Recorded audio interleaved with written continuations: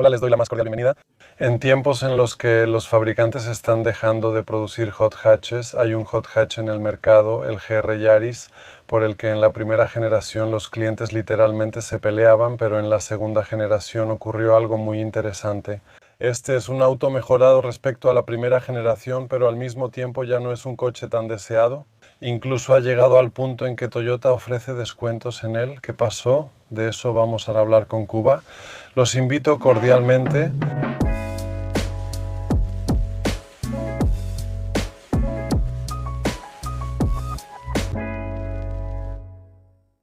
Hola, soy Cuba de Ruda Śląska cerca de Katowice y hoy les presento mi auto casi nuevo, un GR Yaris de segunda generación.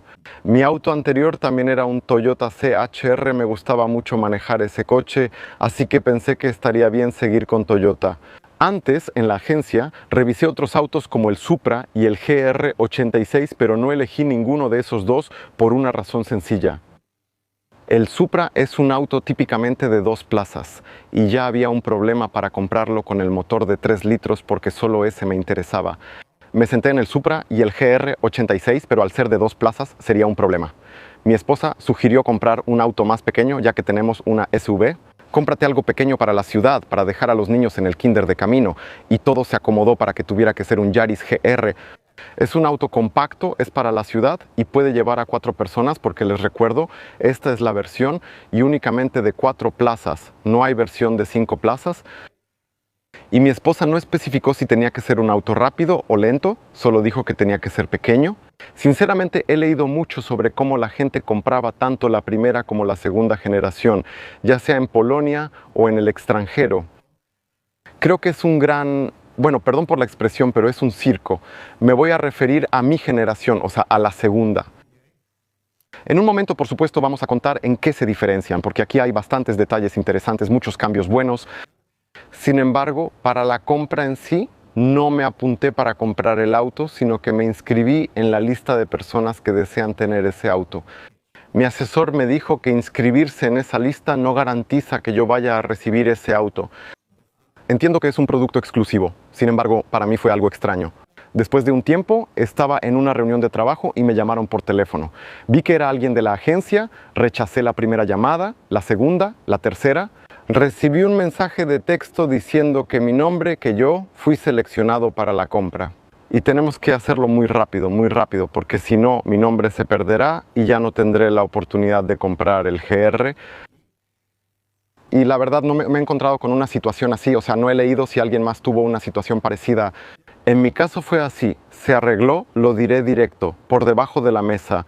En una reunión de negocios arreglaba mi GR de la agencia donde yo elegía todo. No hay muchas opciones aquí porque ya elegí la versión con transmisión manual de 6 velocidades en el formulario. También elegí el paquete persona muy importante adicional del que hablaré después. Recuerdo sinceramente hasta hoy lo que pasó en esa reunión de negocios, pero hasta el final no recuerdo cómo lo resolví. Es extraño que todo haya salido según lo planeado, aunque hay un asunto que también debo mencionar. Ese mismo día llamé otra vez, con calma. El señor dijo que la segunda generación está muy restringida por varias leyes sobre la venta, la cesión e incluso la exportación fuera del país.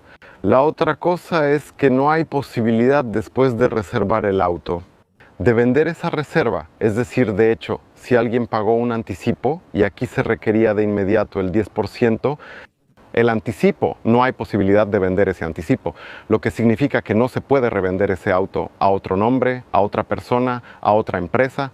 Recibí la primera fecha de llegada del auto a Polonia desde Japón para septiembre y todo me cuadraba muy bien.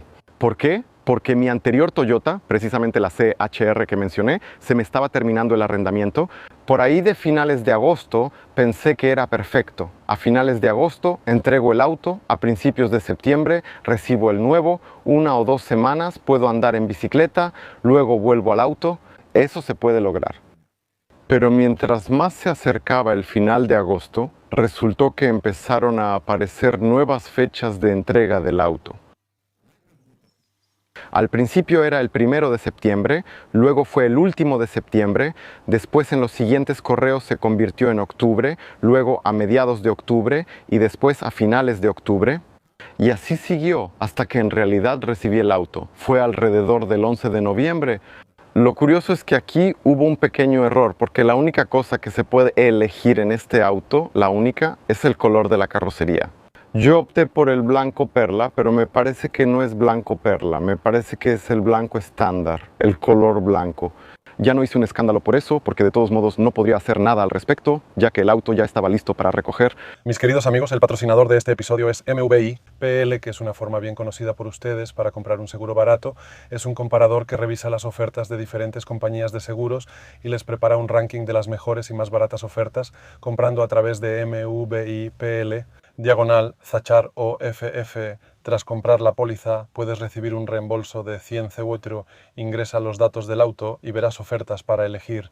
Incluso si tu póliza no vence ahora, puedes comparar con lo que pagaste por tu seguro, te puede servir para el futuro. El enlace está en la descripción y no paguemos de más por el seguro.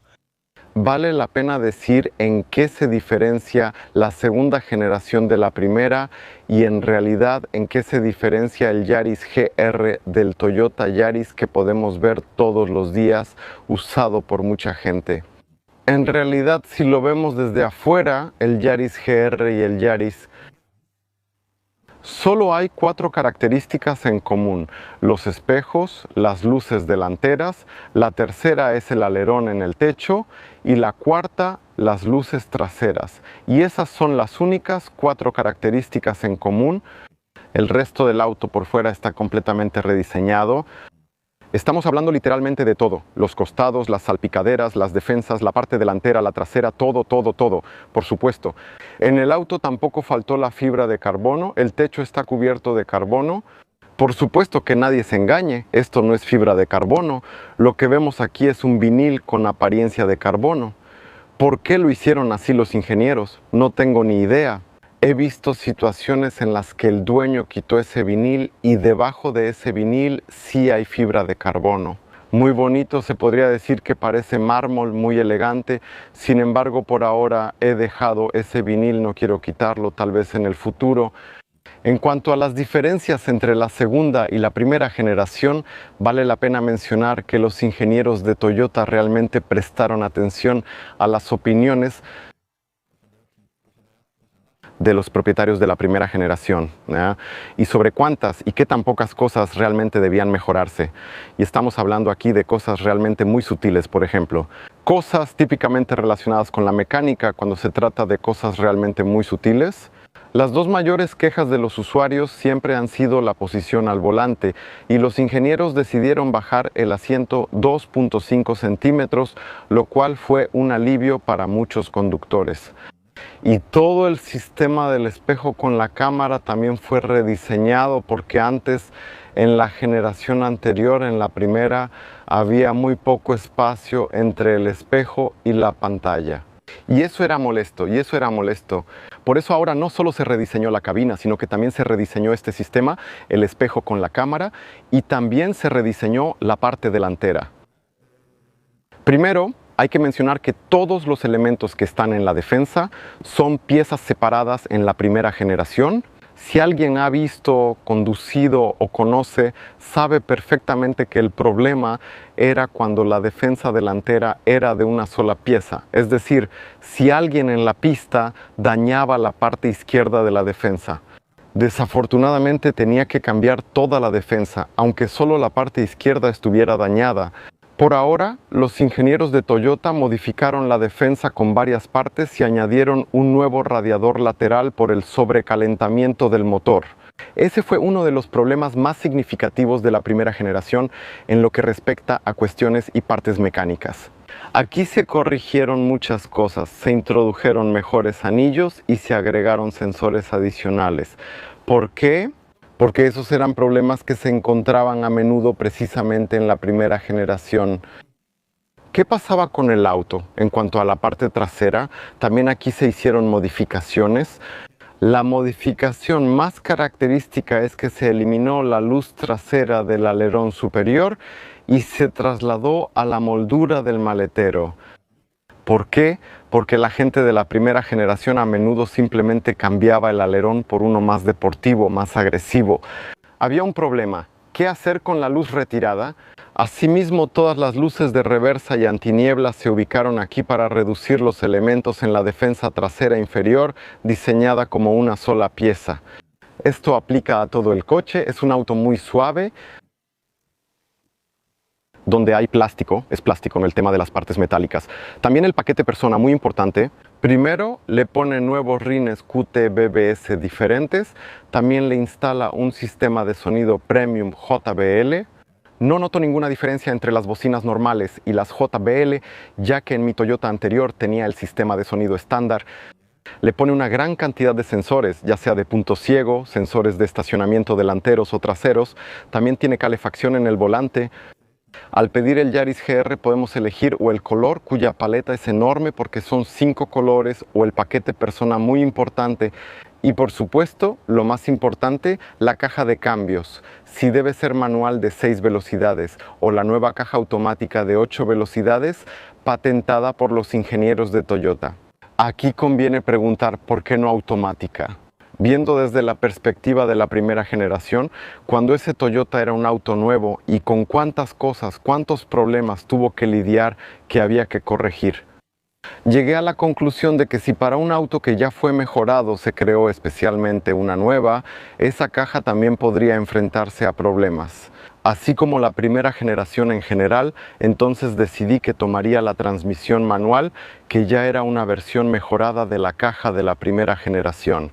Y en segundo lugar, llegué a la conclusión de que en un auto así, con esas capacidades, la transmisión manual es mejor.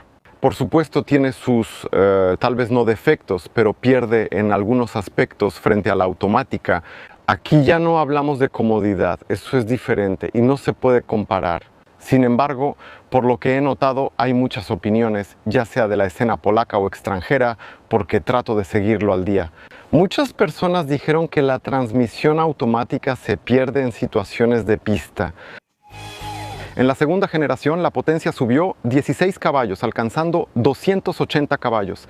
La gente usaba gasolina de 98 octanos en estos autos, ya que se recomienda conducir así. Un dato curioso es que si empezaras a conducir con gasolina de 95 después de algunos llenados, el auto marcaría un error. No uso gasolina de 95, pero en la agencia me dijeron que no la pusiera. Y resultó, volviendo al tema, que el auto, que era de serie y no había sido modificado, usando gasolina de 98 octanos, podía generar incluso más caballos de fuerza. Según el fabricante, el auto acelera de 0 a 100 km por hora en 5.1 segundos. Sinceramente no lo he contado, porque sigo pensando que el auto, aunque tiene 6.000 kilómetros recorridos desde noviembre de 2024 del año pasado, justamente para Lee todavía está en proceso de asentamiento. Ya se realizó el primer cambio de aceite, también me compartieron una curiosidad en la agencia. Es una información oficial de arriba, por así decirlo, de Toyota, que el auto, cuando llega al cliente y el cliente lo recoge en la agencia, el auto ya está asentado en el momento en que lo recojo en la agencia. Y ese mismo día podría irme a la pista y correrlo sin parar. Toyota permite algo así. Ese aceite debe cambiarse después de 1000 kilómetros. Si no, el primer aceite debe cambiarse después de 10.000 kilómetros. Y aquí hay una obligación de revisión, o sea, mi revisión debe hacerse alrededor de principios de noviembre para que la garantía, que aquí es de hasta 3 años completos, sea válida. Dato curioso, el aceite que se pone aquí no es el típico aceite que se usa en todos los demás autos Toyota. Es un aceite especial que está diseñado específicamente para las necesidades de este motor. Hasta ahora, es decir, después de unos 6.000 kilómetros, no tengo ninguna queja sobre este motor. Funciona de manera uniforme, está bien equilibrado y lo interesante es que el motor es apto para una mayor potencia. Porque ya he visto en algunos foros que la gente ha logrado sacar incluso 500, 600 caballos de este auto. También vale la pena mencionar los costos aquí. Sabemos que el aceite es un tema que lamentablemente no podemos evitar y es un precio impuesto. Sin embargo, un dato curioso sobre los frenos. En este auto, adelante tiene un disco bastante grande. Es de aproximadamente 356 milímetros y el precio de un solo disco es de unos 2.500 zlotys. El costo de las pastillas para un lado, para las pinzas de 4 pistones, es de unos 600 zlotys. O sea, calculando rápido, el cambio de 2 discos. En la parte delantera son 5.000 más las pastillas, otros 1.200, empieza a ser una cantidad bastante grande. La parte trasera es un poquito más barata porque las pastillas cuestan 400 y obviamente hablo de un solo lado. Y el disco creo que cuesta 1.200 porque ese disco es más pequeño, de unos 250 milímetros. Espero cambiar el disco de este coche lo más tarde posible. Del interior cambiaron muchas cosas. Sin duda, lo más característico es la reconstrucción de todo el tablero y lamentablemente la gente en tono de burla lo llama el tablero típico de una van o de un vehículo de reparto. En mi humilde opinión, el tablero es peculiar, pero le da a este auto un carácter más deportivo. Hay que mencionar que todos los botones aquí son físicos. Por supuesto, aquí encontramos cosas típicas para personalizar, como por ejemplo este puerto USB, que supone que los propietarios agregarán relojes especiales y característicos para controlar los parámetros del motor. Se puede ver que este freno de mano desconecta el eje trasero, el auto no tiene limpiaparabrisas trasero. Cuando mi esposa se enteró de esto por primera vez y vio que no tenía limpiaparabrisas trasero, al principio pensó que alguien me lo había arrancado. No podía creerlo. Resultó que se puede viajar y conducir este auto diario sin limpiaparabrisas trasero. Ahora hagamos la prueba del tipo de 2 metros. Por supuesto, no les sorprenderá solo en el asiento delantero. No me voy a meter atrás. Ustedes ya saben por qué. Voy a intentar acercarme lo más posible al volante. Aquí podemos ajustar el volante desde una posición muy baja hasta una medianamente baja. Me gustaría subir un poco más el respaldo y ahora ya estoy en mi lugar respecto al volante. Todavía tengo más de 2 dedos de espacio sobre mi cabeza, en serio. Hay mucho espacio libre, así que para ser un hot hatch tan pequeño, aquí podré conducir sin restricciones en cuanto al espacio. Como digo, adelante, atrás ni siquiera lo intento. En cuanto a la cajuela del GR Yaris de segunda generación, aquí veremos un volumen impresionante de 170 litros, así que realmente cabe bastante aquí. Por supuesto, el asiento trasero es abatible, no hay ganchos, no hay hebillas, no hay nada.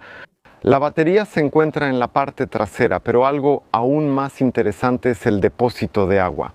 Sí, en la parte trasera hay un depósito de agua. Es un depósito de casi 4 litros de agua que se utiliza para enfriar el intercooler. El coche tiene esa opción y aquí hay un dato curioso. Para todos los autos que van a Europa, esto es estándar, mientras que para los autos de otros continentes era un extra. El depósito en el que vertemos agua, preferiblemente desmineralizada, que hace que durante el llamado al calentar el auto en la pista se puede activar el rociado de agua sobre el intercooler, lo que reduce la temperatura incluso hasta 20 grados, así que es algo muy bueno. Sin embargo, me pregunto una cosa, ¿cómo quitar el agua de esas mangueras después? Va a hacer frío, ¿y entonces qué? Por eso no lo he usado, quizá después averigüe cómo arreglarlo.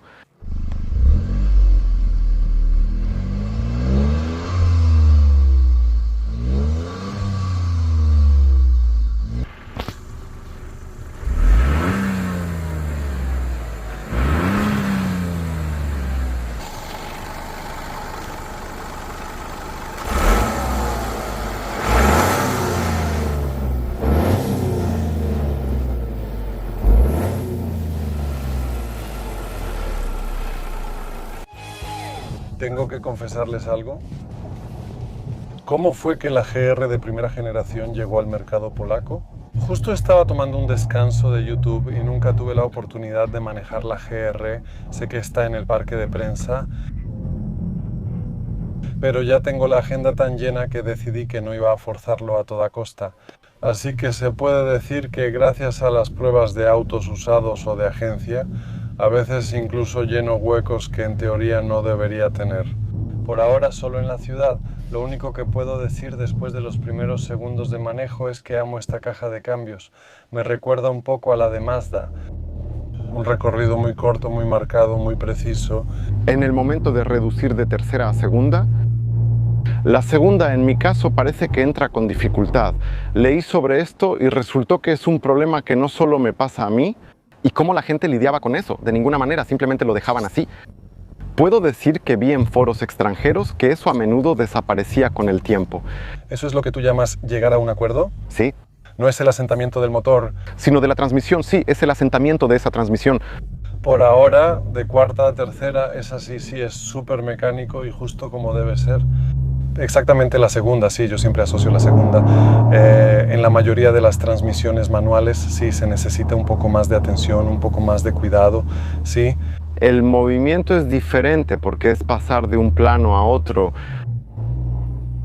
Sin embargo, lo que noté después de esos 6.000 kilómetros es que el auto realmente le gusta mantenerse, porque de hecho ahí es donde tiene el mayor par motor, por encima de las 3.200 revoluciones.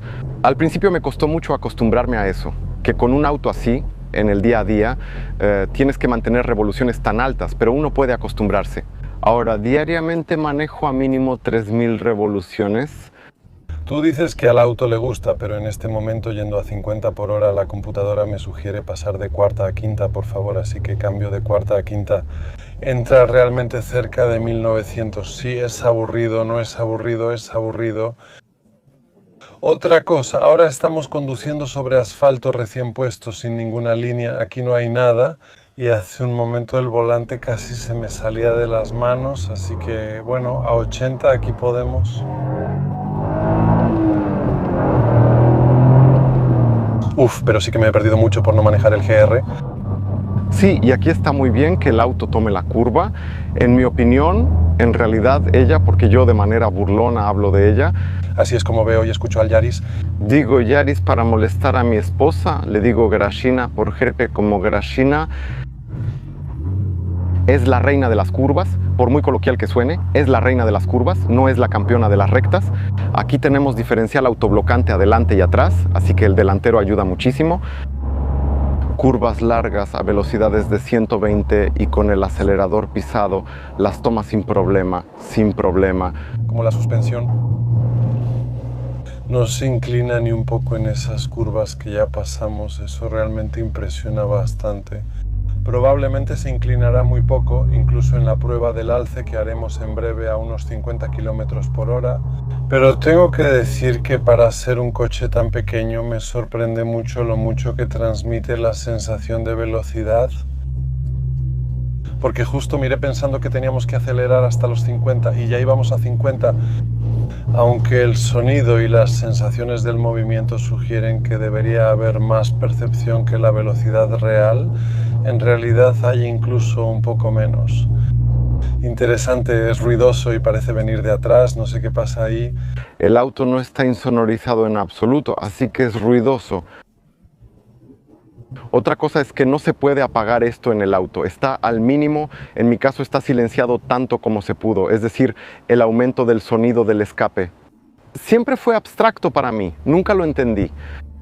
Así es el motor, así es el escape y con eso hay que vivir, pero eso de todos modos se queda en una forma mínima y al resto hay que acostumbrarse.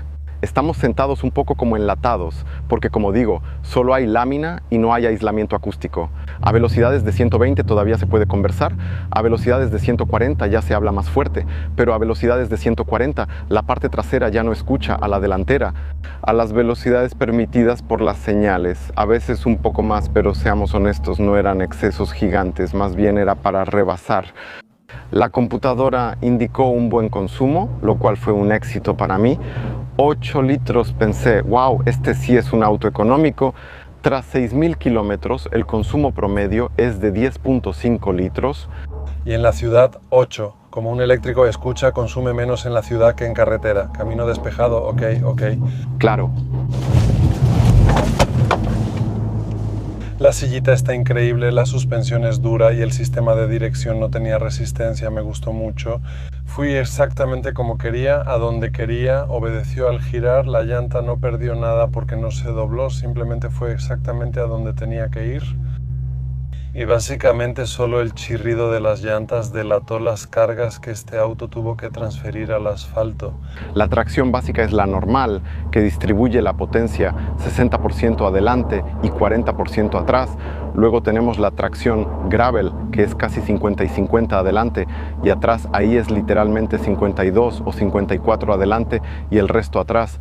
Y luego tenemos el modo track, que de hecho indicaría que la mayor parte de la potencia va a ir a la parte trasera, pero aquí la computadora sigue decidiendo. Podemos activar el modo track y seguir teniendo la situación de que tenemos 60 adelante y 40 atrás, o su otro límite.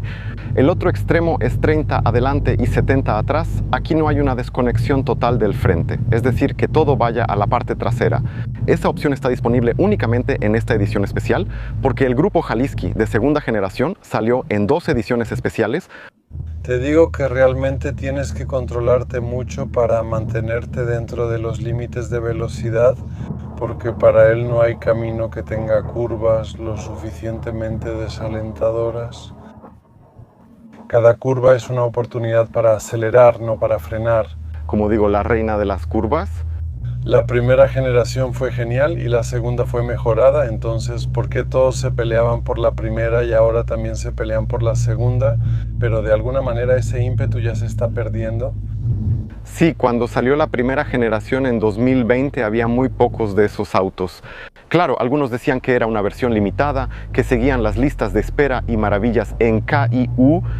Polonia no estaba mal, ya que tiene una posición muy fuerte en el grupo europeo, así que en realidad que nos consiguieron bastantes de esos autos relativamente hablando para la gente. Ya sabes, la gente empezó a comprar esos autos, a inscribirse, a recibirlos, pero la cantidad de personas era mayor que la cantidad de autos, o sea, la demanda era muy alta.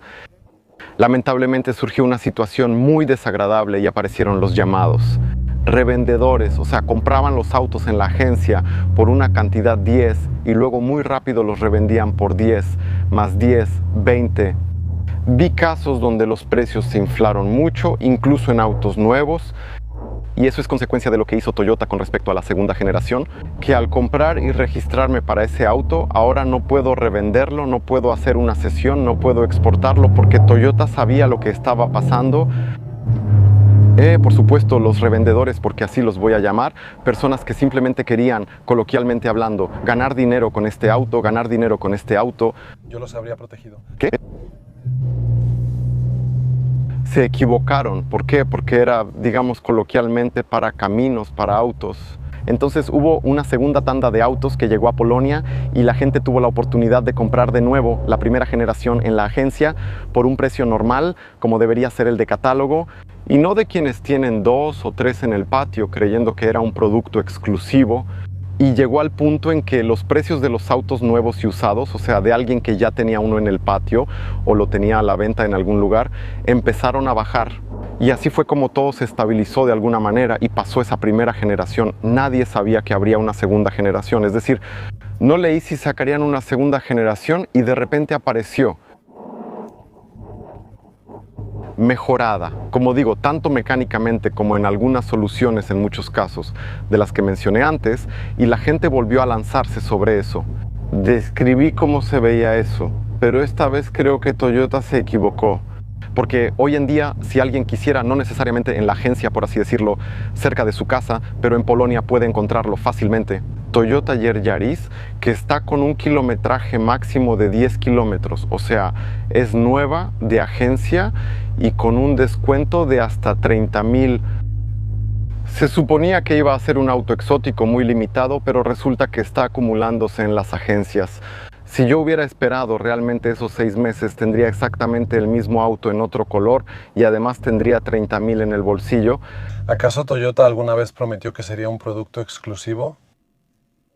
Decían que sería limitado, según entendí, querían entrar rápido a los rallies, solo querían llegar pronto a las competencias. Los contadores llegaron a la conclusión de que, oye, escuchen, esto se está vendiendo muy bien, vamos por ello, nosotros vamos por los rallies por nuestro lado y seguimos adelante con este auto porque se vende. Recientemente leí que habrá una tercera generación del GR. Los Yaris serán más limitados por las leyes de la Unión Europea, pero habrá una tercera generación. ¿Cuándo? No lo sé. Si el segundo modelo todavía está en los concesionarios, no en grandes cantidades, pero sigue ahí, no tengo idea de qué harán con el tercero. O sea, esa exclusividad empezó a desaparecer a medida que aumentaron las ventas y en ese momento el auto perdió ese atractivo que no se puede dar con el equipamiento, sino que realmente solo se puede dar con la falta de saturación. Exactamente, desde mi perspectiva este es el segundo auto en la familia. Definitivamente yo no podría manejar un coche que incluso a bajas velocidades es tan ruidoso y tan duro porque en realidad no mencioné nada de eso, pero cualquier alcantarilla pequeña hace saltar el auto. Y soy consciente de que conduzco el auto no por alguna razón específica, sino para disfrutar de su carácter deportivo. Disfruto esas alcantarillas porque siento que tengo la suspensión adecuada. Eso es justo lo que quería, pero si este fuera mi auto diario, probablemente acabaría renunciando. Necesito algo más cómodo, pero aparte de eso, esta promesa se cumplió totalmente. Cuba, gracias por presentar el auto. También gracias. Admiro mucho tu profundo conocimiento y fue un placer escucharte porque, como dije, este es mi primer contacto, así que gracias a ti también aprendí algunas cosas sobre este auto desde esa perspectiva única porque eres el dueño y ya tienes un kilometraje considerable. Gracias. También les agradezco a ustedes por ver este episodio. Recuerden suscribirse y nos vemos en los próximos videos. Adiós.